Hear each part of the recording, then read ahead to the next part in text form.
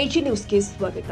ಚಿಕ್ಕನಾಯಕನಹಳ್ಳಿ ಪುರಸಭಾ ವ್ಯಾಪ್ತಿಯಲ್ಲಿ ಕೆಲವು ದಿನದಿಂದ ಬೀದಿ ನಾಯಿಗಳ ಕಾಟದಿಂದ ಜನಸಾಮಾನ್ಯರು ಭಯಗೊಂಡಿದ್ದಾರೆ. ಕೆಲವೇ ದಿನಗಳ ಹಿಂದೆ ಮಹಾಲಕ್ಷ್ಮಿ ಬೆಳವಣಿಗೆಯಲ್ಲಿ ಹುಚ್ಚು ನಾಯಿಯೊಂದು ರಸ್ತೆ ಬದಿಯಲ್ಲಿ ಸಾಮಾನ್ಯ ಜನ ಮತ್ತು ಮಕ್ಕಳಿಗೆ ತೊಂದರೆ ಕೊಡುತ್ತಿರುವುದು ಗಮನಿಸಿ ಮಾಧ್ಯಮ ಮುಖಾಂತರ ಪುರಸಭಾ ಅಧಿಕಾರಿಗಳಿಗೆ ಮನವಿ ಮಾಡುತ್ತಿರುವುದು ಏನಪ್ಪಾ ಅಂದ್ರೆ ಹುಚ್ಚು ನಾಯಿ ಹಿಡಿದು ಮುನ್ನೆಚ್ಚರಿಕೆ ವಹಿಸಿಕೊಳ್ಳಬೇಕಾಗುತ್ತೆ ಎಂದು ವಿನಂತಿ ಮಾಡಿದ್ದಾರೆ.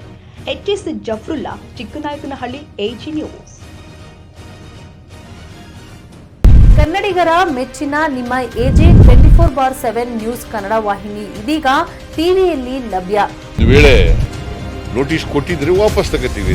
ಇವತ್ತು ವಕ್ಫ್ ಪ್ರಾಪರ್ಟಿ ಅಂತೇಳಿ ಬರ್ತದೆ ಅಂತ ಹೇಳಿದ್ರೆ ರೈತರು ಬೀದಿಗೆ ಬಂದ್ರೆ ಏನ್ ಮಾಡ್ಬೇಕಾಗತ್ತೆ? ಯಾರು ವೋಟ್ ಹಾಕಲಿಲ್ಲ ಅಂದ್ರೆ ಗ್ಯಾರಂಟಿನೆಲ್ಲ ಸ್ಟಾಪ್ ಮಾಡ್ಬಿಡ್ತೀವಿ.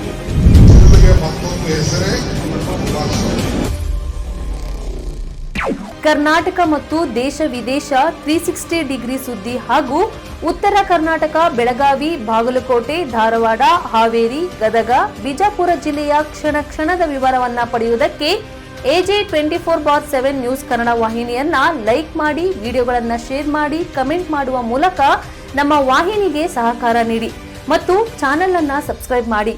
ಧನ್ಯವಾದಗಳು.